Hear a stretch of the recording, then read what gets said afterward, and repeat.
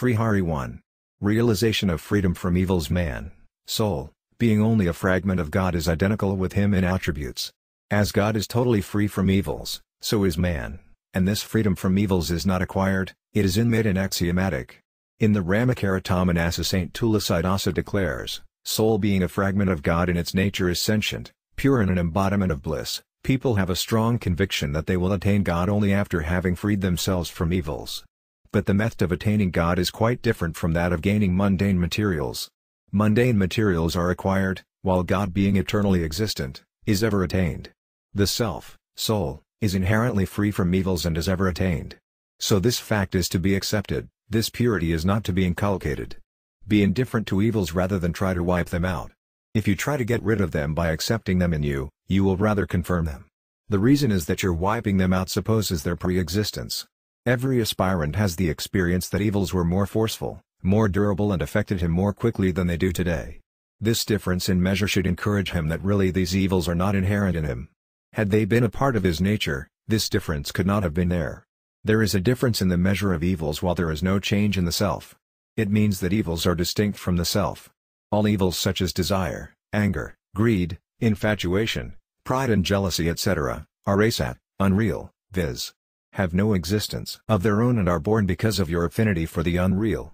As while asleep, forgetting wakefulness, you dream, so by assuming relationship with the unreal, you become unaware of your inherent pure nature and feel yourself as impure. These evils make their dream-like appearance but have no existence of their own. Evils appear and disappear while the unpolluted self ever remains the same. It is the common experience that evils flash while we remain intact. We feel appearance and disappearance of evils because of our inherent purity. It is a rule that what is felt is quite distinct from the self. Whatsoever impurities there may be, they are felt only in the mind and intellect but never in the self.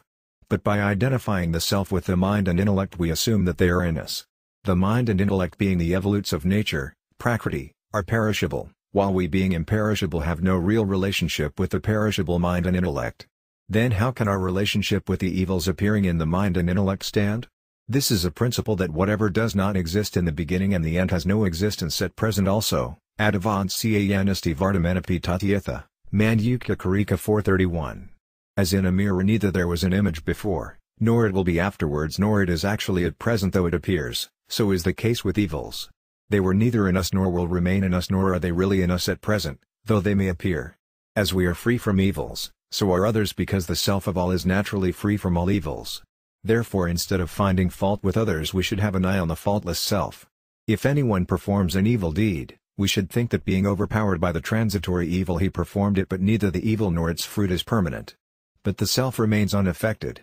Moreover if we find fault with a person, we shall be helpful in making him an evil person because our renunciation, penance and power etc., will conduce him to be evil, so as a father and a teacher etc., we should give advice to our sons or pupils by considering them faultless and their evils transitory and thus try to free them from evils. If evils crop up in the mind and intellect, come under their sway, Gita 3:34, viz., don't act being impelled by those evils. By acting under their sway, the evils are strengthened. But if we don't act being swayed by them, we get encouraged. Suppose someone utters harsh words to us and we don't get angry, we feel pleased and encouraged that we escaped anger. But we should think that it has so happened by divine grace rather than by our own efforts.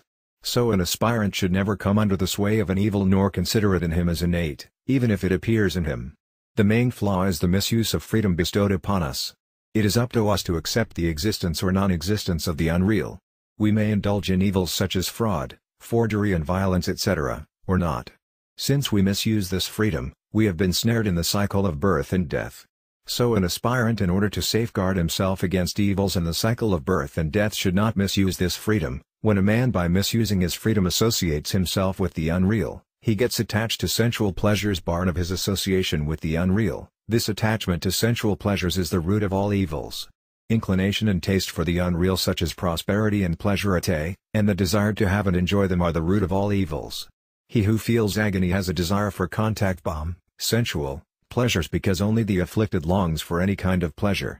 Only such an afflicted person relishes happiness in sensual pleasures just as a hungry man relishes food. It is a rule that pain follows pleasure.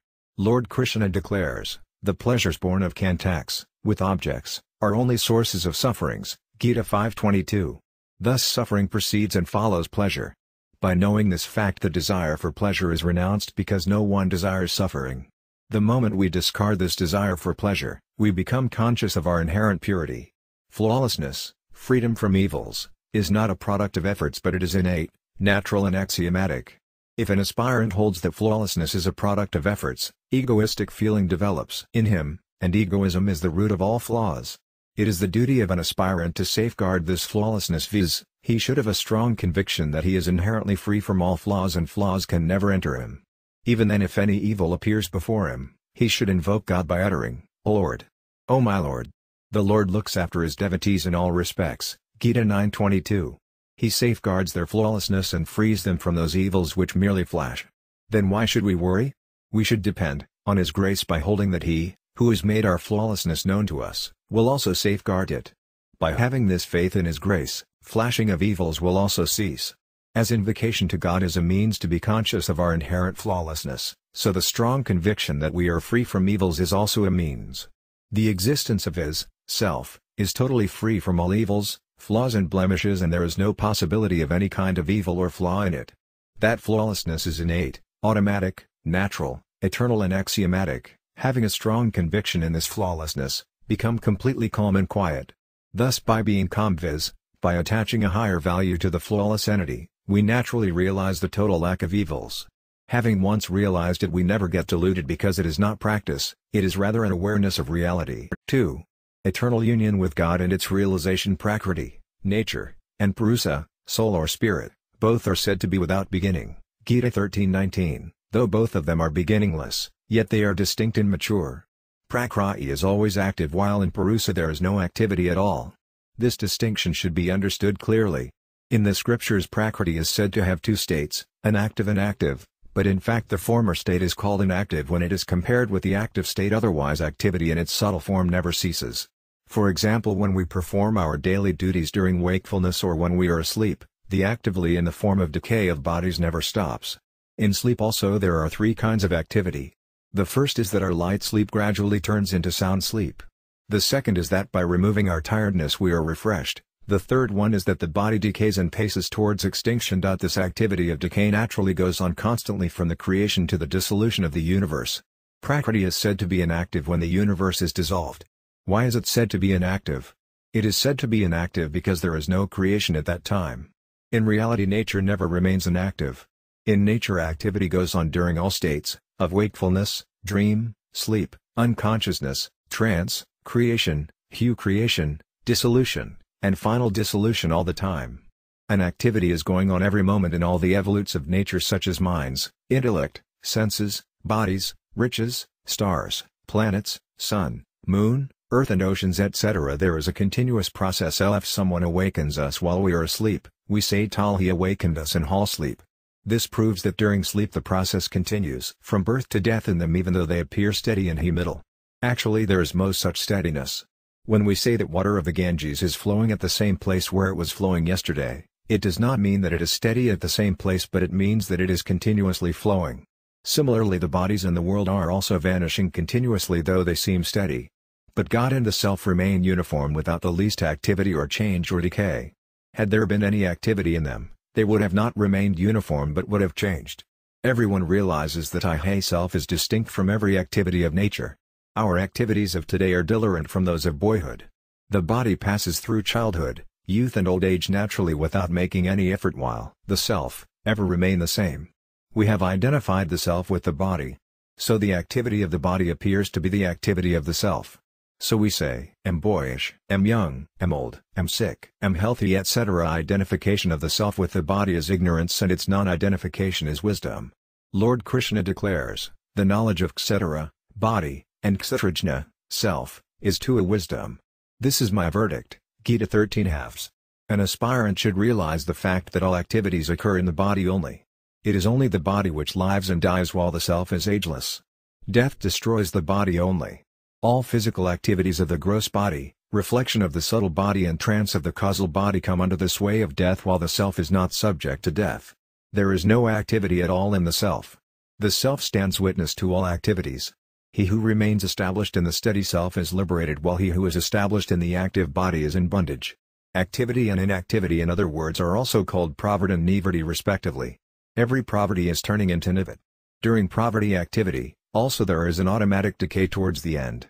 All activities such as sleeping, awakening, sitting, moving, hearing, speaking are pacing towards extinction. This continuous process of decay is endless. Such process of decay is described in the Gita as the modes of nature. Our entrance also there is an activity. Thathyayasma and deviates from hat state of trance. Acting on the modes, 328, and the senses move among the sense objects, 5/9. We perform activities to gain material objects. But actually there is no gain because they are perishable. For example, wealth is considered to be gain, but actually it is departing. If a person has to remain rich for 50 years and 1 year has passed, now he will not remain rich for 50 years more because 1 year of his richness has passed. Similarly, every activity is departing from us. But our taste for the mundane objects changes this nivritti into pravritti. If this taste is wiped out, we shall realize our eternal union with the Self or God. This eternal union is called Nitya Yoga. All spiritual disciplines aim at this eternal union. In the Gita, Lord Krishna defines it as yoga. Equanimity is called yoga, 248, and disconnection from contact with pain is known yoga, 623.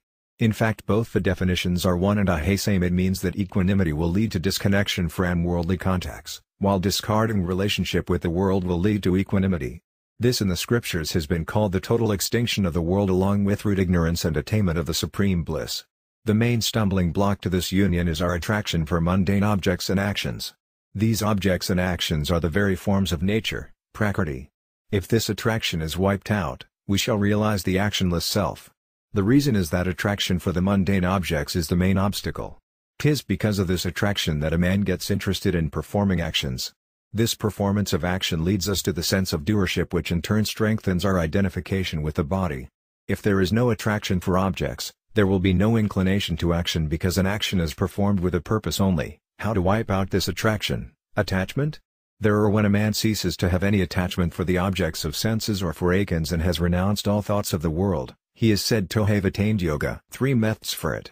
They are the disciplines of action, of knowledge and of devotion. In the discipline of action we have to perform actions for the welfare of others without any selfish motive. If we perform all actions with our gross, subtle and causal bodies for the welfare of others, our attachment for actions and objects will die out. In the discipline of knowledge all actions occur in nature and its evolutes while the self remains totally free from all actions. If we attach importance to this fact, discrimination, our attraction, attachment, for the mundane will vanish. In the discipline of devotion all actions are performed for God's pleasure and thus attachment vanishes. Thus either perform actions for the sake of the world or hold that they occur in nature or perform them for God's sake. Don't associate yourself at all with any action, as by this association you become a doer and an enjoyer. But if you don't accept this association with actions, your taste, attraction, for actions and gains will die out and you will realize your eternal union with God. We have attraction for mundane objects, pleasures and feasts, but this contact with them can't last as they are continuously departing from us. They were neither with us, nor will stay with us and are vanishing at present also. This contact with the mundane is transitory and uncertain, while their departure is permanent and inevitable. There are only 3 means which lead men to salvation or God realization. They are the disciplinas of knowledge, of action and of devotion. There is a difference between kriya, natural activity, karma, action, and kama yoga, discipline of action. Growth from babyhood to youth and old age is kriya, which involves neither sin nor virtue, neither bondage nor liberation. For example, the flow of the Ganges is an activity. The Ganges neither incurs sin if a person is drowned in it, nor does it incur virtue if it is useful for forming. But when a person being attached to an activity, becomes a doer, the activity turns into action which bears fruit in the form of bondage. When a person performs an action for the welfare of others, without any selfish motive in order to be free from bondage, his action becomes karma yoga. Karma yoga frees a person from bondage. All actions of a man who works for the sake of sacrifice are dissolved. Heal of 423, the world is bound by actions. Offer them those performed for the sake of sacrifice. Gita 3/9. This contact with the world is full of sorrows and sufferings. So the Lord declares the world as the abode of sorrows. This disconnection from contact with pain should be known by the name yoga, Gita 6:23, and the world is the abode of suffering, Gita 8:15. The reason is that every kind of association ends in separation and separation leads to sorrows. This is a common experience. If we renounce the desire for mundane contacts, We shall not feel sad in separation. The desire for contact is the abode of sufferings. Now the question arises why there is desire for contact. The answer is that when we enjoy contact-born pleasures, they leave their impression in the form of latent desire. This desire is aroused when the objects of pleasure appear before us. So the Lord declares, the pleasures that are born of contacts, with objects, are only sources of pain. They are transitory, no wise man relishes them. Gita Degrees 22. Separation from contact-born pleasures is inevitable. The desire to relish them will certainly lead to misery. Actually all material objects and actions are continuously deserting the self which has assumed contact with them. His desertion is not to be made, it is automatic. During the period of contact, if we realize their spontaneous desertion, the copyright desire for contact will vanish. As soon as this desire vanishes, there is self-realization without making any other effort. The reason is that yoga self-realization is spontaneous. It remains intact in all states, awakening, dream, sleep, unconsciousness, trance, and even in creation, dissolution, new creation and final dissolution. It is called Nitya Yoga, eternal union, because it remains constant and the same everywhere, every time, in all objects. Circumstances, conditions and incidents etc. either renounce the desire for the mundane which is constantly leaving you and you will attain yoga, God realization, or get established in the divinity and you will realize yoga, and there will be total detachment from the world. If you stick to either of the two, you will get detached from the world and get established in the Lord. There is one vital point in it that you have to separate the self from the mundane which is already distinct from you, self, and which is always departing from you, while you have to attain Him who is ever attained. We have to be separate from the world from which we are ever separate and we have to attain God who is ever attained to all. It means that detachment from the world and eternal union with God are not the product of efforts, they are axiomatic and natural. The only need is to smash desire. Therefore either smash your desire for the world or realize your eternal union with God, which existed in the past, which will remain in future and which is at present also, you will attain Him. 3. God is one's own. In fact no person is an orphan because everyone has got patronage. How can a man be without any owner when every worldly object is owned by someone or the other? God who is the master of the entire universe is also our master. It is up to us whether we regard and know Him as our master or not. But He knows that we are His. So it is a blunder on our part if we assume ourselves as orphans while God is ever present as our patron. Why does a man feel that he is an orphan? He assumes relationship with objects and individuals. When there is their separation, he feels himself as an orphan. It is a rule that a man forgets his real master when he himself becomes a master of persons and things. For example, a male child cannot live without his mother, but when he grows up and gets married, he regards the wife and sons as his own and starts showing indifference to his mother. Therefore Lord Krishna in the Gita has called the embodied soul as Avara, Lord, as it has assumed the body as its own and itself as the master of the body. The Lord declares, the Lord, Jivatma or the embodied soul, obtains a body and leaves it, Gita 15/8. If a man starts regarding no one else except God as his own, he will realize that his assumption of being an orphan is wrong and he is under the patronage of God. In fact God was ours, will remain ours and at present is also ours while the world can never be ours because the world is constantly separating from us and it can't live with us though it appears to be with us. But God is ours whether we attain Him or not. The reason is that ours is He who ever lives with us and who can never separate from us. It is a matter of great surprise that the relative whom we assume as our own, passes away but the relationship with him subsists. For example, a woman became a widow several years ago but if she is called as Mr. A's wife, she becomes alert even today. Thus her relationship with her husband still persists. Here a doubt arises how a son will offer oblation to his dead father as is sanctioned by the scriptures if he does not continue his affinity for him. The answer is that the assumed affinity for selfish motive and for enjoyment of pleasures leads to bondage. But if it is to pay debt and to render selfless service to others, it frees us from bondage. If things seem to be ours it means that they are ours only in order to be utilized for the service of others. Similarly, if relatives seem to be ours, it means that they are ours only in order to render them selfless service without expecting any return. Nothing is ours for our own sake. If we regard them as ours for our selfish motive, we shall be ensnared in the cycle of birth and death. The Lord declares, attachment of the soul to the modes is the cause of its birth in good and evil wombs, Gita 13:21. He who regards anything as his own gains nothing while he who regards nothing as his own attains everything, viz., God. Without misusing things, if we put them to the best use according to our knowledge and power, our assumed affinity for those things is cut asunder, and if we render selfless service to other persons, our assumed affinity for those persons dissolves. Freedom from this assumed affinity leads to liberation.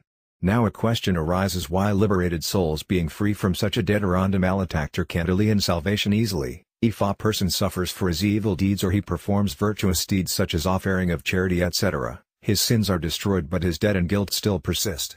He can be free from the debt and the quill only if the creditor and the offended forgive him. Originally a man becomes a debtor, a slave, an orphan, a mean and a degraded fellow only when he assumes his affinity for the world, but he who assumes none as his own in the world can't be a de buyer and a malefactor, because debt and guilt can't exist without base, amat labhave kudasaka. In the absence of root there can't be any branch. Assumed affinity remain engaged in the welfare of others. The answer is that they remained engrossed in the welfare of others during the stage of their spiritual discipline, Gita 5:25, 12/4. So now also they act according to their nature, though nothing is to be done, to be known and to be attained by them, as the Lord declares. Even a liberated man acts according to his own nature, Gita 3:33.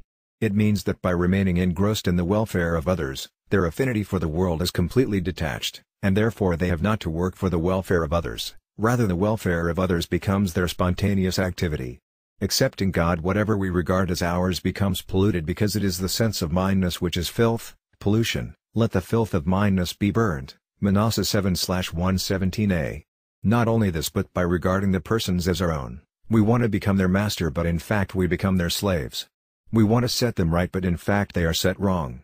By doing so we defile our body, senses, mind, intellect, ego, wife, sons, family, riches and property etc., and create an obstacle to their improvement.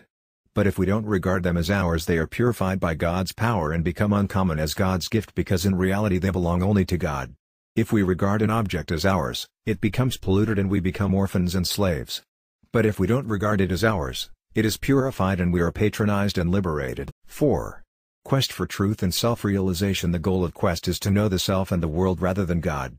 We are inquisitive when our knowledge is imperfect, viz., we know something but we don't know something. We have no inquisitiveness about the topic which is either not known at all or which is perfectly known and realized. God is totally unknown to us, and so he is not within the limit of inquisitiveness or thought, but is a matter of faith. We have no perfect knowledge of the self and the world. Am and the world is, this much we know, but what, am and what the world is, this we don't know in reality. So I, the self, and the world are subject of inquisitiveness. In the scriptures God is also said to be a subject of knowledge, Jagaj Jivaparatmanam. But it is so only for those who have faith in the scriptures and in liberated souls. In Vedic literature and in saints' utterances God is described. It is because of this description that people develop inquisitiveness for God. It means that those who have faith in the scriptures and saints and have heard of God from them but have no such realization, inquire about him. Contrary to them are those who have no such inquisitiveness. But as far as inquisitiveness about the self and the world is concerned, that can be equally perceived in believers and non-believers, because all people realize Lam and the world is. But such realization about God is not there. Therefore God becomes a matter of faith for them. A man being proud of his knowledge by regarding God as perfect becomes an atheist, but being dissatisfied with his imperfect knowledge and having the feeling that he lacks knowledge, he becomes inquisitive. Thus there are two classes of people, believers or non-believers, and two schools of philosophy, theism and atheism. In an inquisitive person, by thinking vertical / inquisitive egotism, viz., individuality persists. So long as ego lasts, he acquires a lot of learning but does not have self-realization. But intense quest causes restlessness in him. He thinks, have known so much yet there is not much improvement, and have gained no singularity. Still come under the sway of attachment and aversion, desirability and undesirability, and joys and sorrows. Such restlessness eats away his ego. Only pure inquisitiveness remains, and that pure inquisitiveness turns into self-realization. With this realization, relationship with Prakriti, nature, and its evolutes totally vanish, and the effulgent self remains as it is. Here it is imperative to know that only the insentient objects can be the subject of knowledge. The sentient can't be the subject of knowledge, as it itself is an embodiment of knowledge. By attaching higher value to the insentient objects, we could not realize the sentient one. Having realized him, we lose our own identity and there is only self-realization. 5. Effacement of egoism and God realization. When a man realizes non-existence of all places, time, actions, articles, states, incidents and circumstances etc., only God exists. The self itself inheres God. Therefore God is neither distinct from us nor are we distinct from him. He is neither far from us nor are we far from him. He is neither without us nor are we without him. He can't desert us nor can we desert him. He is all, the illuminator, base, support, preserver, creator, knower and lovable of all. He is known as the inner soul, the spectator of the self and the universal soul, etc. No one is incapable, dependent and undeserving in realizing him who is ever realized. He can be realized only by having an intense desire. If we insist on a particular doctrine of philosophy such as dualism or non-dualism or special non-dualism etc., it proves to be a stumbling block to God realization because God is one and the same for all. There remains a difference in philosophical doctrines so long as egoism lingers in the aspirant. Egoism gives rise to individualism while individualism gives ties to dualism. Therefore, as long as egoism persists, differences can't vanish. But when egoism vanishes, all differences perish and only God remains. What is egoism? Let us think over it. In the Gita, Lord Krishna declares, egoism, thus is my prakriti, nature, divided eightfold, Gita 7/4, the five subtle elements, ego, intellect and also the unmanifested, nature, Gita 13/5. In Sarnkaya Karika also there is mention of egoism, prakramantatoharkara. In he who insists on his own sect is a sectarian and a Saklan and can't judge. Srimad Bhagavata there is mention of three kinds of egoism, Sattvika, of the mode of goodness, Rajasa, of the mode of passion, and Tamasa, of the mode of ignorance, 11:24-7. All egos mentioned above are parts of insentient nature, matter. Therefore God has described ego as distinct from the self as aham karipayam, 7/4, apara eam 7/5, and atad yoveti, 13:1. It means that ego is that which is to be illumined and known, while God is the illuminator and the knower. Therefore the illumined and the illuminator or the known and the knower can never be identical.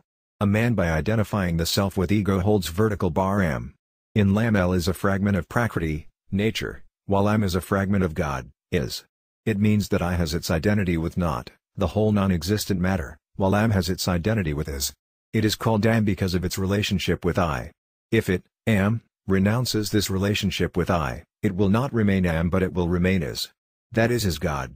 When a person accepts the egoistic notion in him, in the self, by ignorance, modifications such as insentience, individualism, unavaind-mindedness, feeling of lack, disquietude, doership and enjoyership etc., emanate.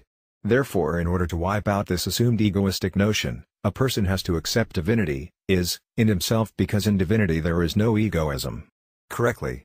Saints declare, a sectarian can't understand the topic of self-realization, God realization, explained by metaphysician in the same way as an owl can't see daylight. Saint Haridasa declares an aspirant instead of getting entangled in any sect should think of God realization because the thought of God really it's tau imi or talnet y while insistence on a sect leads to hells. Who insists on a sect can't realize God. When a man identifies the self with ego, he distinguishes between vertical bar, you, this and that, but when he ceases to have this identification, I, you, this and that will vanish but only their illuminator is, God, will remain. In TS all these four are mo there. When egoism vanishes, he becomes totally free from evils such as individualism and unavaind-mindedness etc. Acceptance of divinity in the self does not nourish dualism, rather it shatters it, because by accepting divinity in the self, egoism vanishes. When there is no egoism, then how can modifications or evils born of egoism subsist? In order to wipe out egoism either accept existence of is in place of am or merge am into is, omnipresent God. By doing so egoism will disappear viz, I you, this and that will disappear only as will exist. As whether a knife falls on a melon or a melon falls on a knife, it is the melon which is cut, so is the case with is and am. Whether is merged into am or am is merged into is, it is only am, individualism, which will vanish and is will remain. It is better to merge am into is than to merge is into am because am has already got the impressions of egoistic notion, individualism. So the egoistic notion does not vanish quickly. Therefore instead of getting established in the self it is better to take refuge in God who is everyone's own. When the self turning its back from egoism surrenders to God who is one's own viz, he accepts vertical bar am only God's and, am not of anyone else in the least, he crosses the divine illusion, lower nature, viz, his egoism is totally annihilated. Those who take refuge in me cross the divine illusion of mine, Gita 7:14. It means that if a man gets established in the self, there is possibility of the trace of egoism to persist, but when a man takes refuge in God his egoism totally vanishes because it is God himself who shatters egoism of the devotee who takes refuge in him. With the dying out of egoism, place, time and no one except God can be our own, because in fact our own can be only He who can never separate from us and we can never separate from Him. He who sometimes joins us and sometimes separates from us can't be ours. Plus those devote we os ve preduftim scriminetio and nipensto and giad by renouncing deep and ignotious devise. But renouncing the world. But those devotees who instead of having predominance of discrimination have faith in God, deepen not their egoism, as they are. God Himself shatters egoism of such devotees, actions go into naught, only is, the real, remains.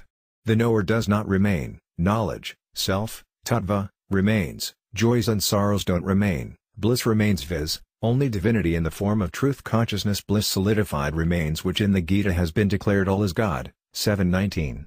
That divinity prevails everywhere, all the time, in all actions etc., but is beyond place, time and actions etc. If anyone performs actions in order to attain that divinity, it means that he is trying to be separate from that divinity. The reason is that performance of actions involves doership. Hence divinity remains unattained. Similarly self-thinking does not lead to self-realization because by self-thinking the thinker exists in matter contrary to spirit exists. A person tries to attain the divinity only when he thinks that it is unattained, and he tries to renounce the matter and to reflect on the self only when he accepts the existence of matter. If we try to know that divinity, it means that we are far from LT because if we want to know it, it means that it is the object to be known. But the fact is that divinity is the knower rather than the object to be known. No one can be the knower of all, in the same way as we can see all objects with the eye but we can't see the eye with the eye because the power of vision is not an object of senses. Therefore that divinity alone is the knower of divinity itself. Arjuna says to Lord Krishna, "You alone know yourself by yourself, O Supreme Person," Gita 10:15. Saint Tulasydasa in the Manasa declares, Gita 10:10-19, to them, ever devout, worshipping me with love, confer that yoga of wisdom, equanimity, by which they attain me. In order to shower my grace on them, dwelling in their hearts to stray the ignorance, born darkness by the luminous lamp of wisdom. The objects of senses are illumined by senses, senses are illumined by the gods of senses, the gods of senses are illumined by the self. But the supreme illuminator of all is the beginningless Absolute, Lord Rama who is now the king of Ayodhya. We can't think and reflect on divinity without the aid of the evolutes of nature. If we think or reflect on it, the mind or the faculty of reflection remains with us, it we decide, intellect remains with us, while seeing, hearing and speaking, eyes, ears and tongue respectively remain with us. Similarly if we assume the existence of is, assumption and the individuality of the person who assumes remain. If we negate not, the unreal, the individuality of the person who negates lasts. If we renounce the sense of doership, am not a doer, this egoism in its subtle form persists viz, individuality of the person who renounces remains. Therefore we should neither make assumptions nor negate nor renounce but remain calm and quiet from within and without by being established in is, divinity. We should also not have this insistence that we have to be calm and quiet because by doing so the sense of doership will usher in fact the state of quietness is spontaneous. If we renounce the notion of I, you, this and that only is, the real, remains, we should remain established in that is without thinking of anything else. Lord Krishna in the Gita declares, an aspirant having a firm resolve that only God exists everywhere should think of nothing else, 625. If any thought comes to the mind, we should have neither attachment nor aversion to it, we should feel neither pleased nor displeased, neither take it as good nor bad.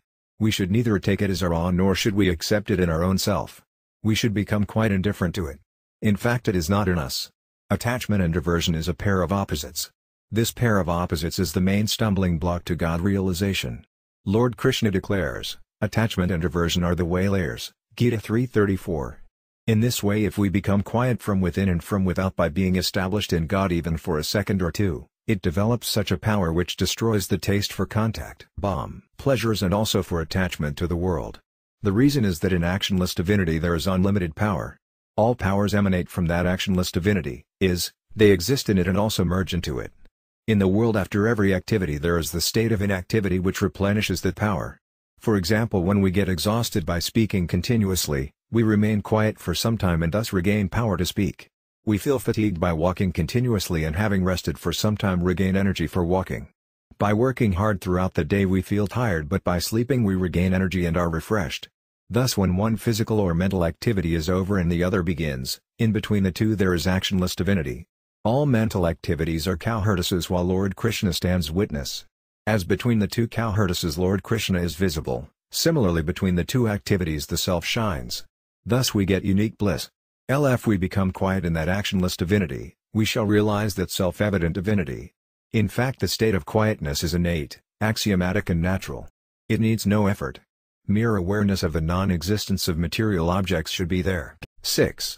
Divinity beyond the ken of instruments. Karaka gives birth to an action and conduces it to accomplishment. Karakas are 6 in number. Karta, nominative; karma, objective; karana, instrumental; sampradana, dative; apadana, ablative; and adhikarana, locative. These 6 cases are instrumental only in the accomplishment of mundane actions, but in God realization they are not instrumental because God realization is beyond the ken of actions. The perfection of practice is possible only with the help of instruments which are evolutes of nature. Practice results in a particular new state but does not lead to self-realization, as divinity has no state. Self-realization, God realization, is possible by discrimination, and that faculty of discrimination has been bestowed upon all beings by God. Other beings except human beings exercise it for the maintenance of their bodies because they have no thirst for God who is transcendental. So they can't realize God. A man, by making proper use of his discrimination and by respecting it, can be superior even to the gods and can bring God under his sway. But because of his indulgence in pleasures and misuse of discrimination, he can degrade himself and be inferior even to animals and can pavan other beings. This discrimination is possessed more by moving beings than by the unmoving ones. Among the moving ones the birds possess it more than animals of the land, while animals of the land possess it more than aquatic creatures. But in them it is limited to the maintenance of bodies. So they can distinguish the eatable from the uneatable, heat from cold, contact from separation, etc. But unlike man, they can't distinguish the real from the unreal and duty from non-duty, because Tidano possess the faculty of discrimination and right also. This discrimination is aroused in human beings only. The reason is that other subhuman creatures are destined to reap the fruit of their past actions, while a man, by attaching importance to his discriminative koan, realize God and be free from the psychoflabaritation and death. Therefore it is a man's special responsibility to realize God in the same way as the income tax has to be paid only by those whose incisot maxibly the way to 84 lakh species and to hells. So a man should not indulge in such actions which discrimination does not sanction. Beings have both lower, material, prakriti, nature, and higher, spiritual, prakriti, nature. Egoism is lower nature while spirit is higher nature. This relationship between the matter and spirit is called Sajjata Granthi, unreal. Manasa 7/117/2. This relationship is illusory, not real, because matter and spirit possess antagonistic nature. Spirit is luminous while matter is the object to be illumined. Spirit is changeless while matter is kaleidoscopic. Spirit never ceases to be while matter never. Without utilizing discrimination, a man degrades himself more than even an animal. A man rather than an animal indulges in such sins as fraud, falsehood, forgery, deception, dishonesty, injustice and violence, etc. Animals, by reaping the fruit of their past evil actions, progress towards a better life, while a man degrades himself by incurring new sins because of his greed for pleasures. He misuses his discrimination in committing new sins for the gratification of his desires. The Lord Dekpliapliorf demonziak naturi look upon the gratified and hayar highest aim and feel sure that that is all. Gita 16/th1s1 animal.sby reaping the fruit 5th day pa. Actapo evnesthi iwado hyuma and life, while man by incurrent rayud signs pave the way to hells. So the company of such vile persons has been called worse than even residence in hells. Manasa 5/46/4. The reason is that in hells a man by reaping the fruit of his evil action is purified, while in the company of vile persons loses purity and incurs sins. Plus the Lord in the Gita has divided the lower nature into 8 parts: earth, water, fire, air, ether, mind, intellect and ego. 7/4-5. Amongst them ego is the chief cause of bondage. Though higher or lower in qualities, these 8 belong to the same guy Asche. Th is matter, $0 is ego, viz. Ego is like a lump of earth. In order to draw attention to this secret fact, the Lord uses the term ini, this, ahayikariathiam, 7/4, and aparsayanra, 7/5. The Lord has mentioned the same fact by the term tat when he declares ego as etc. in Afadyo Vedi, 13:1. This ego has been mentioned as this in order to clarify that it is distinct from the cell and is knowable. The reason is that this can never be self, while self can never be this. A man by ignorance identities the self with ego, and so he is attracted towards the matter and comes under its sway. Lasts.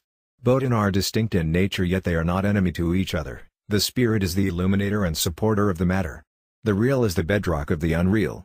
Inquisitiveness to know the real, divinity, is inimical to the unreal, matter, because inquisitiveness breaks up relationship with the matter. Thus in a sense inquisitiveness for divinity is superior to divinity. Desire for the mundane materials and actions connects us with them while inquisitiveness breaks up our relationship with them.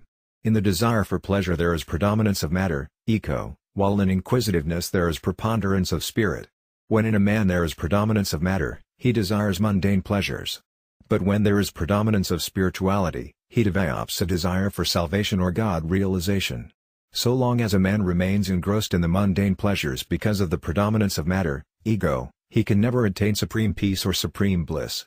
Even if he rises to the rank of Brahma, the Creator, he can attain supreme peace. How can the changeable provide peace to the unchangeable? How can the unreal satiate the real? Attaching higher value to the spirit and renouncing the matter. When an aspirant advances, his ego will die out and pure self will remain. With the effacement of relationship with matter, attachment totally vanishes. Then attachment being rooted out, he attains perfection, viz., nothing remains to be done, to be known and to be gained by him. In fact, perfection is axiomatic, but attachment to the matter does not allow perfection. As soon as this attachment is totally wiped out, perfection is automatically realized. But it is realized only when there is inquisitiveness for God realization or self-realization or for God's love or vision. It means that inquisitiveness will specially arouse discrimination, which will cut asunder attachment to the matter. This detachment will root out egoism, which in time will root out the sense of minute, and thus the untainted self will be realized. Thus in self-realization no instrument, karaka, is necessary. Unless attachment is totally annihilated, a man may talk tall, may discuss the subjects lucidly, may deliver discourses on them, and even may write books on IHOS topics, but can't attain supreme peace. When the spirit assumes relationship with the non-self, the sense of I-ness is bomb. A man has the sense of I-ness and mindness with the body, while he has the sense of mindness with other objects. But being proud of his possessions, in all karakas, cases, nominative case is the most important. In karta, nominative case, consciousness is reflected, while it is not so in other cases. In fact, karta is not synonymous with consciousness. This, karta, represents assumed relationship with consciousness, with the understanding clouded by egoism. Man thinks, "I'm the doer," Gita 3:27. Therefore in the Gita, where the Lord has mentioned 5 factors, body, agent, senses, various sources of efforts and samskara, providence or impressions, for the accomplishment of all actions, there he has censured the person who looks upon himself as the doer by declaring that such a person is of impure, untrained mind and perverse understanding. The reason is that the self is neither a doer nor an enjoyer. Lord Krishna declares, the self in spite of dwelling in the body neither acts nor is tainted, Gita 13:31. If the self is not the doer, who is the doer? The Lord answers in the Gita, all actions are performed only by nature, Prakriti, 13:29. All actions are performed by the modes of nature, and it is the modes which are acting on the modes, viz., the modes are the doer, 3:27-28 14:23, there is no agent other than the modes, 14:19, the senses move among the sense objects, viz., senses are the agent, 5/9. It means that it is nature rather than the self which is the doer. Therefore an enlightened soul realizes that he does nothing, Gita 5/8, and he by holding that it is the modes which are acting on the modes does not get attached, Gita 3:28. The Lord also declares, when the seer beholds no agent other than the modes and knows the self beyond the modes and considers himself totally detached from the modes, he also develops the sense of Venus as I am rich, etc. A man gets proud by possessing learning, intelligence and talent, etc., while he becomes arrogant by possessing riches and property, etc. With detachment from the non-self, there is ehasamendut sense allness and mindness, and only the self remains, in which there is neither the sense of ness nor tal of mindness. Gita 18:16. Such being the case, the man of impure mind, who, on account of perverse understanding, looks upon the self as the doer, does not say at all which he really is, then he realizes the self t. In the Gita the Lord has attributed doership to nature and enjoyership to the spirit. The reason is that it is only the spirit which can experience pleasure or pain. An action takes place in the matter, while the fruit of the action in the form of pleasure and pain is reaped by the self. Which self? The self which is seated in Prakriti, matter or nature, the Lord declares, the self seated in Prakriti experiences the modes born of Prakriti, Gita 13:21. It means that it is because of the sense of doership that a man has to experience pleasure or pain, otherwise he will remain established in the self which is naturally an embodiment of bliss. The Lord declares, he is alike in pleasure and pain and remains established in the self, Gita 14:24, therefore this enjoyership of pleasure and pain is merely an assumption, it is not a fact. In the self there is neither doership nor enjoyership. As they have no pre-existence, so they die out. Section. Had there been doership and enjoyership in the self, they could have never died out when the self was alive. When the self has no doership at all, and when it does not bear an iota of relationship with the nominative case, how can it bear any relationship with other cases? So first of all, an aspirant should have a firm determination that he is neither a doer nor an enjoyer. He has neither the sense of I-ness nor that of mindness in him. Though it appears that this determination is done by intellect, but actually it is awareness of the self. The self is totally free from gunas, modes, Gita 19-31. The self is the illuminator while modes are to be illumined. The self is unchangeable while the modes are changeable. The self is eternal while modes are transitory. He who is free from egoistic notion, whose intellect is not tainted, though he slays all people, he does not slay nor is he bound. This awareness needs no aid of instruments. It means that first an aspirant thinks and then he determines by his intellect that he is beyond instruments. This awareness that he is beyond the ken of instruments is only of the self. It implies that in this awareness complete detachment from the instruments is there. The place where an action takes place is known as adhisthana, adhikarana or locative. But the self is not the seat of any action. Every action can be attributed to the self because the self is the substratum of everything in action. The assumed entity has no independent existence of its own except that of the self. Therefore the self is known as the abode, support, base and illuminator of all beings, objects and actions.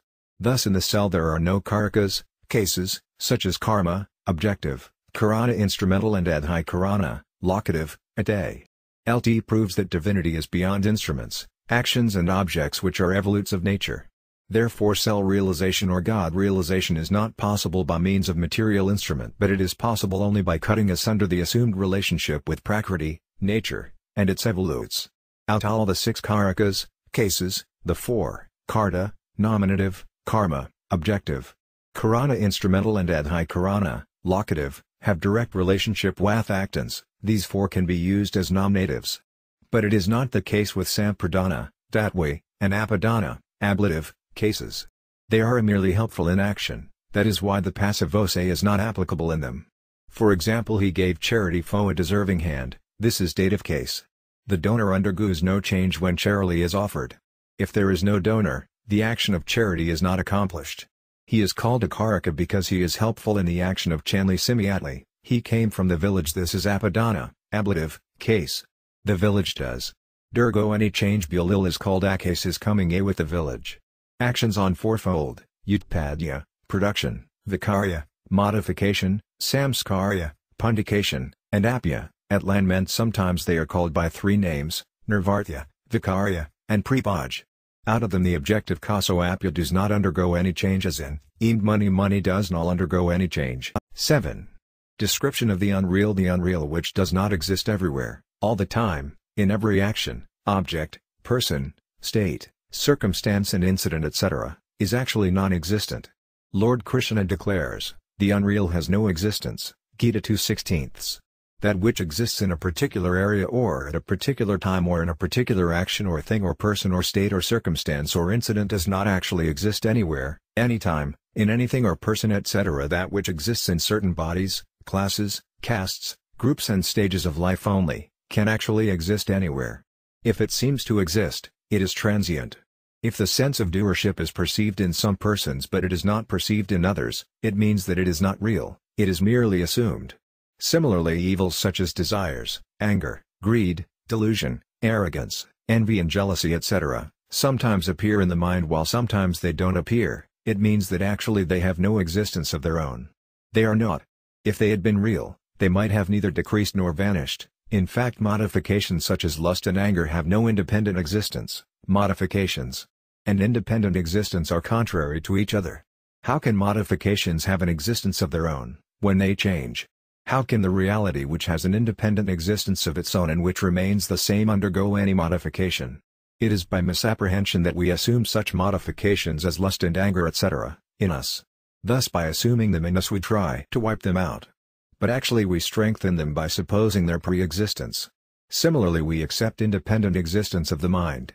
So thoughts and projections come to the mind. But they are changing every moment while the real does not undergo any change. That which undergoes changes has no existence. It is by misapprehension that we give existence to that which has no existence at all. The unreal has no existence, but by an error we have assumed its existence. This existence is merely assumed and imaginative. Similarly, the world has no independent existence. But when the real self accepts existence of the unreal because of its reality, the unreal seems to exist in the same way as fuel, coal, pebbles, stones and potsherds etc., shine brightly when they are put on fire though they are not bright. The unreal may manifest but has really no existence. The reason is that whatever does not exist anytime and anywhere does not exist ever and at all, but the real, God, does not cease to exist at any place, at any time, in any action, in any object, in any state, in any circumstance and in any incident. That which does not cease to exist at any time and at any place has existence at all times and at all places, so the Lord declares, the real never ceases to be, Gita 2/16. As far as actions, things, persons, places and time etc., are concerned, they neither existed in the past nor will exist in future and at present also decaying every moment. But God was even the same, will remain the same and is the same now. He ever remains the same without undergoing any change. He is in the hoa Christiana rise if so less such as lust and anger have no existence of their own, then how does an aspirant degrade himself by accepting them in his own self? The answer is that after a nightmare, even altar awakening the heart shivers and throbs. Vertical bar T means that happenings of the dream have their affect in the wakeful state. Similarly, evils such as lust and anger etc., by being accepted in the self cause the downhill of the aspirant, downfall, degradation. Here means deviation from the spiritual discipline. Such deviation does not allow God realization to him. Similarly, he can make progress by accepting the fact how they have no existence. In the same way, in the school of non-dualism, a pupil realizes the divinity by accepting himself as divinity by a mere dialogue between the preceptor and the pupil, vision of someone while not in that of others. It does not prove his non-existence. This is either the defect or absence of vision. Therefore, in spite of having his existence, he is not perceived. The world is automatically and continuously going into naught while God is ever attained spontaneously. The world is illusory, it can't be attained because an illusion can never be attained and that which is ever existent does not appear. Appearance has no existence. The world never exists. If we want to explain the fact that only God exists to the person who is attached to the world, we shall have to say, the world does not exist, only God exists. But if this fact is to be explained to the person who is not attached to the world, we shall have to say only God exists. If a coward by error perceives a snake instead of a rope, we console him by saying, it is not a snake, it is a rope, while to a brave man we only say, it is a rope. It means that we have to renounce attachment to the world, only if we are attached to it by accepting its existence, otherwise we naturally remain detached without any effort. The world is represented by objects and actions. When we out of ignorance accept existence of the world, we desire objects and are inclined to engage in actions. Actually, the self is transcendent and inactive. But we are inclined to act due to our liking for objects and actions. Even if such an activity appears, the self always remains actionless. Desire for objects and inclination to actions lead us to naught, but none wants such nothingness. A man, the embodied soul, is attracted towards the mundane because of the predominance of the matter fragment in him, while he is attracted towards God because of the predominance of the spirit fragment in him. The attraction for the world results in naught, while the attraction for God results in divine love and God realization. Love and enlightenment are two sides of the same coin. Without enlightenment, love is nothing but attachment, because without realizing the non-existence of the world, a man has attachment rather than love for the world, and without love, enlightenment is zero, because by realizing the non-existence of the world nothing remains but zero. The self can't know the unreal in its true nature without being distinct from it, because really it is totally distinct from it. The real can be known by merging the self in it, because both are integral. To be distinct from the unreal means detachment from the unreal, and identification with the real means love for the real. The self is ever totally detached from the unreal by nature, but so long as it is attached and attracted towards it by regarding it as pleasant, it can't know it really and can't be detached from it. Similarly, the real, God, is ever attained, but without attraction for him, we can't know him, viz., attain him. We can merely discuss him by having a bookish knowledge about him. We may feel proud of this knowledge, but we can't realize him.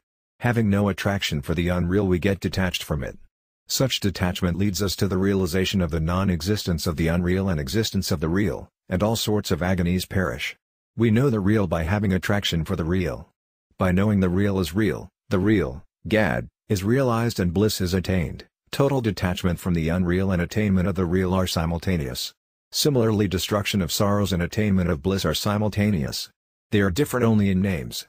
The reason is that the unreal world neither existed, nor exists, nor will exist, but the real God was ever in existence and will ever remain in existence, whether we believe in his existence or not, whether we know him or not, whether we accept him or not, and whether we realize him or not. The real God has always his independent existence. 8. Description of the indescribable. An aspirant should study this article with a pure and concentrated mind in seclusion. Instead of having an eye on the literal meaning of words, he should try to grasp the deep meaning of the article with ultimate goal in view, and then become silent from within and from without. By doing so, he will get established in the self-evident innate divinity, and he will attain the supreme goal of human life. The real entity is singular and is indescribable. That entity is beyond the ken of mind, intellect and speech. Yalovako Nivartande Pradpyamanasa Sahaja, Tehariya. 2/9. Saint Tulasidas also declares in the Manasa, the divinity is unknown to speech and mind and can only be conjectured as it is beyond argument. 1/341/4. Tongue can't describe the Tattva divinity or entity, and in Tattva there is no tongue. We don't aim at God, divinity, and so in order to enable us to have him as our aim, he is described. If we without aiming at him merely learn the description, we can't attain him. But if we describe him by aiming at him, only he rather than the description remains. It means that while describing him the tongue exhorts itself, and while reflecting on him the mind exhorts itself, then only he remains and he is realized. Actually he was already realized, only the misapprehension of non-realization vanishes. Here the question arises, how is he who is indescribed? And how is he who is described, indescribable? The answer is that the divinity is indescribable, yet he is described so that aspirants may have an aim to attain him. In the Gita also Lord Krishna declares to meditate on his inconceivable form. 8/9. Again the same question arises, how to conceive of him who is inconceivable? And how is he, who is conceived, inconceivable? It means that though God is inconceivably, yet he can be an aim for thinkers. Similarly, Gita there is mention of marks of him, who has transcended the three modes. 14:21-25. Again any action, object, mental activity or thought born of nature has no access to him because he transcends nature. Therefore he is not described, he is attained.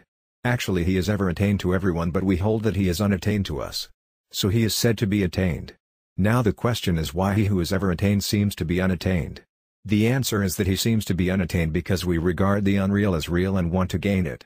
If we regard it as real and attach importance to it, it appears to be existent and he to be unattained. He may appear to be unattained, yet he is ever attained. He ever remains the same without the least modification. This is a principle that only he who is ever present, attained, is attained, and which is not, unattained, is renounced. There can't be any deviation in this principle. There are so many diversities in the domain of nature, the unreal, while there is no diversity in divinity. While assuming the material objects as real and attaching them higher value we describe the divinity, then the divinity becomes a subject of intellect and it becomes distinct. When we take the aid of any instrument such as intellect, we feel ourselves distinct from the divinity. The moment we renounce such aid, there remains no distinction, only the absolute remains.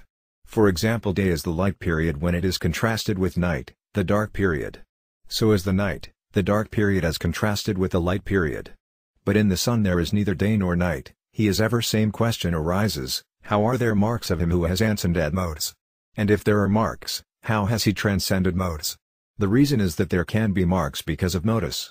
It means that people judge such souls by the marks of their bodies and inner senses etc. Actually these are mere hints to know a person who has transcended modes. In the same way it has been declared about an equanimous person that he whose mind is established in equanimity is established in Brahma, God, Gita 5:19.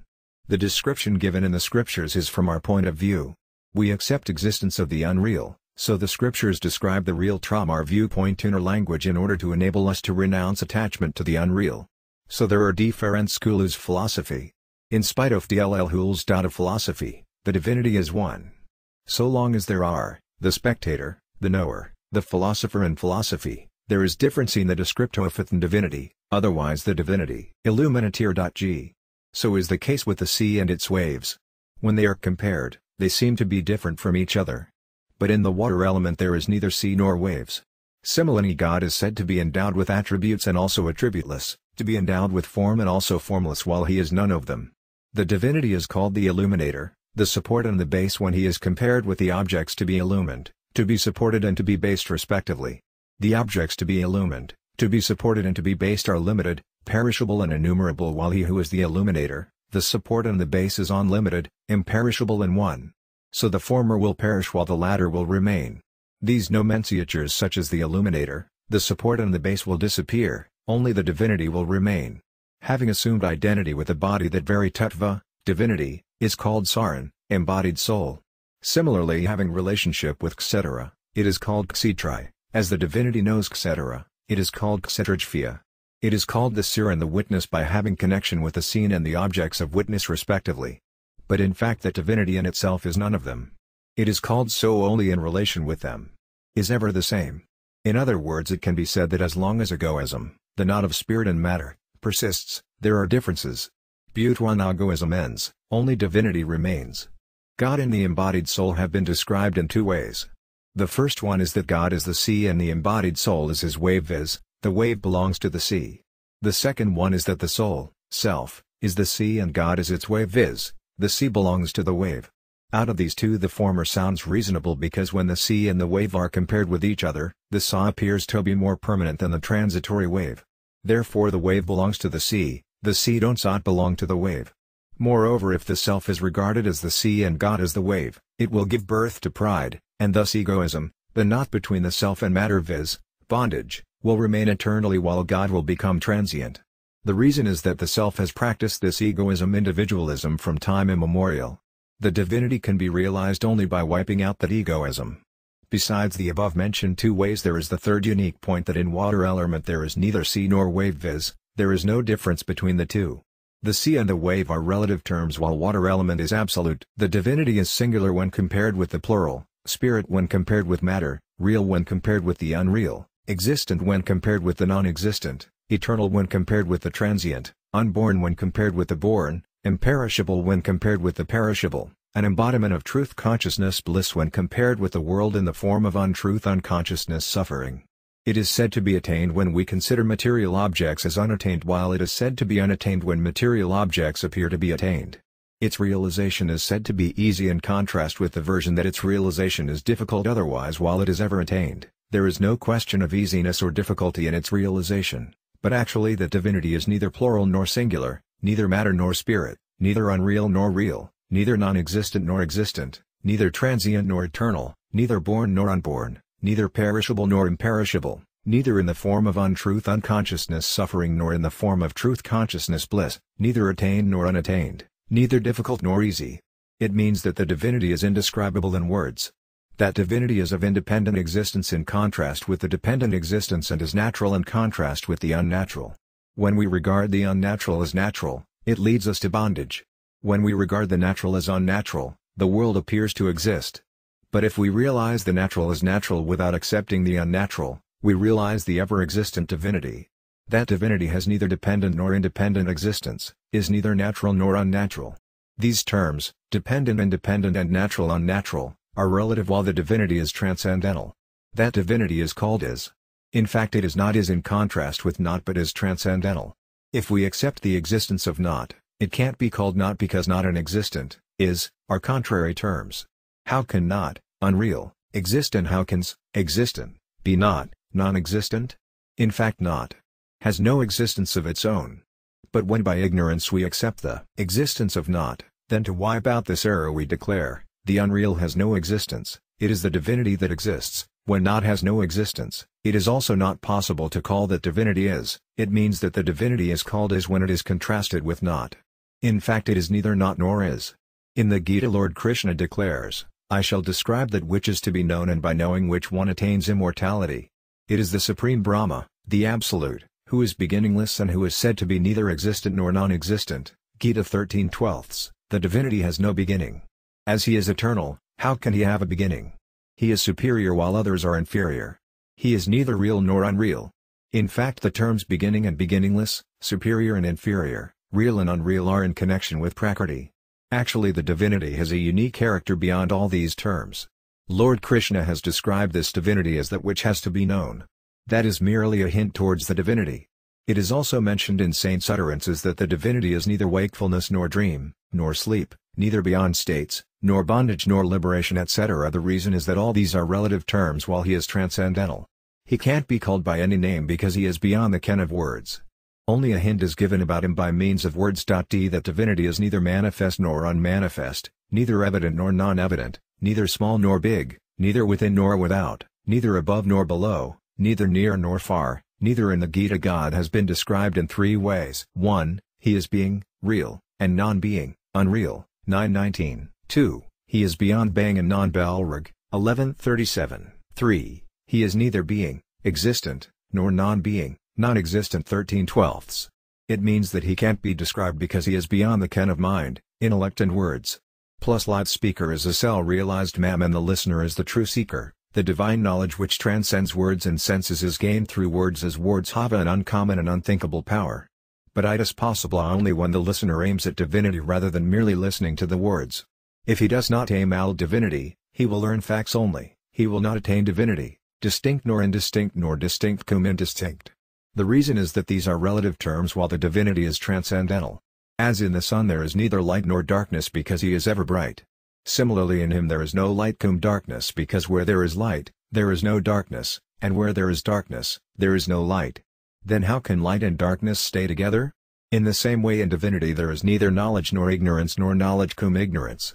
There is neither the knower nor knowledge nor the knowable, neither the illuminator nor illumination nor the illuminated, neither the seer nor sight nor the seen, neither the meditator, nor meditation nor the meditated. In divinity there is total lack of trio because trio is relative while divinity is transcendental. In fact, the question of the relative on the transcendental arises only when we by identifying the self with the body speak, hear and think. The divinity is neither relative nor transcendental.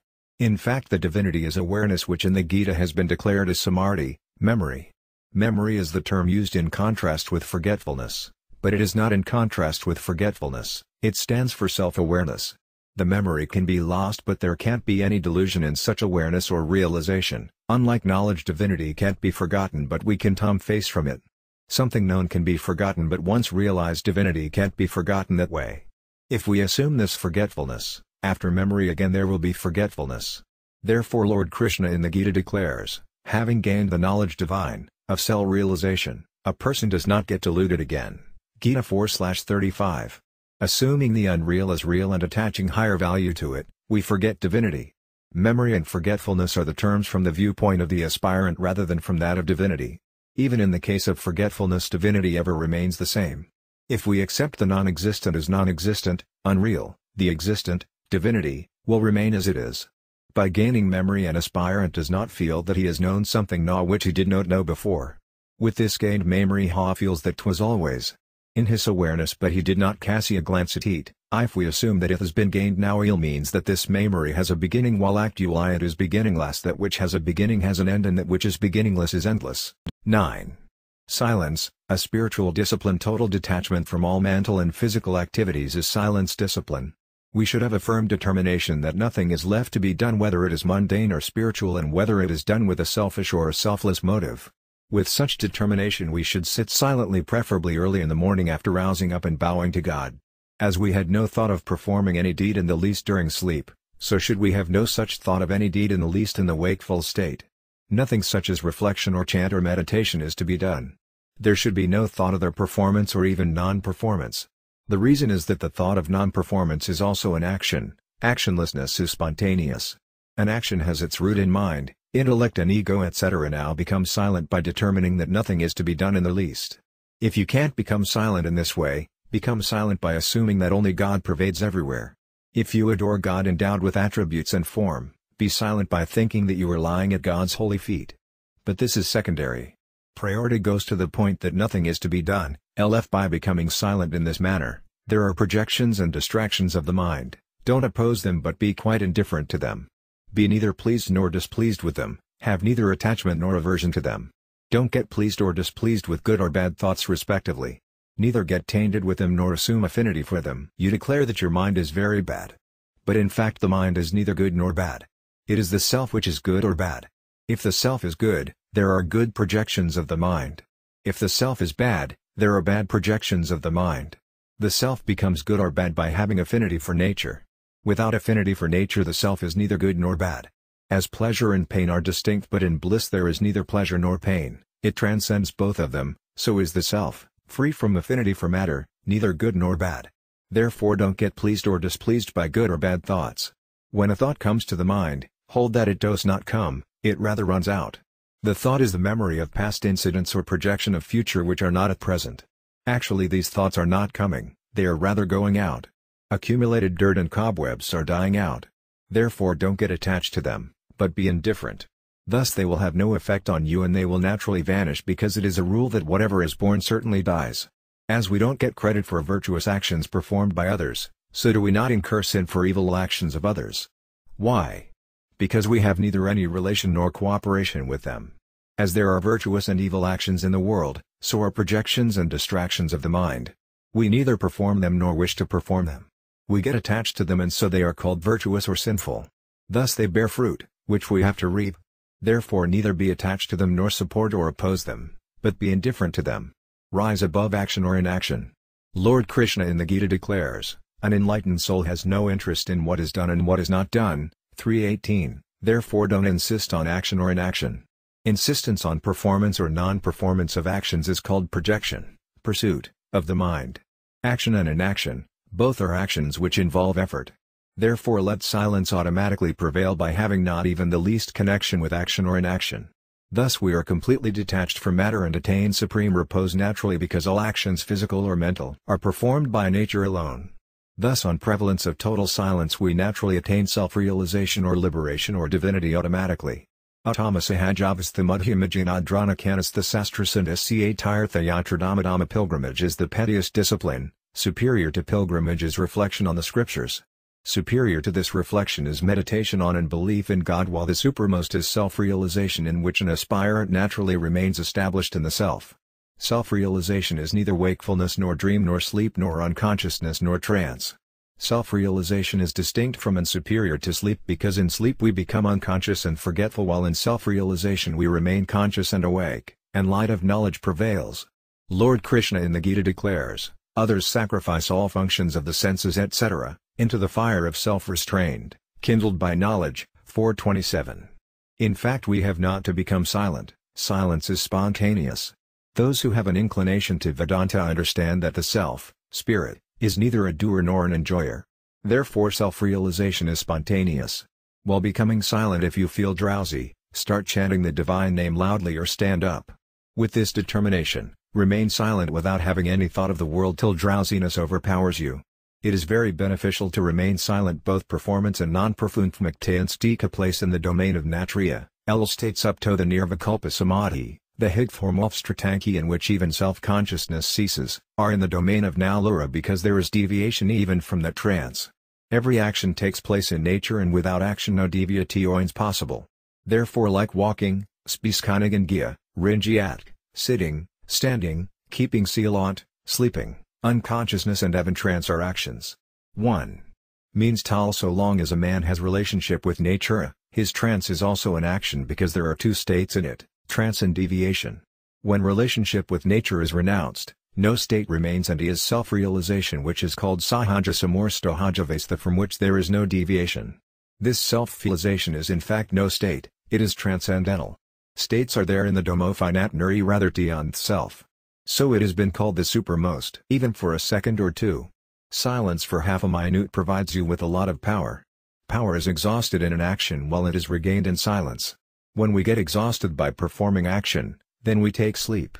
In deep sleep fatigue is gone, the mind, senses and body are refreshed, and the power to act is replenished. Similarly silence in dissolution or final dissolution gives power for creation or new creation. Thus all power is regained by cessation of action.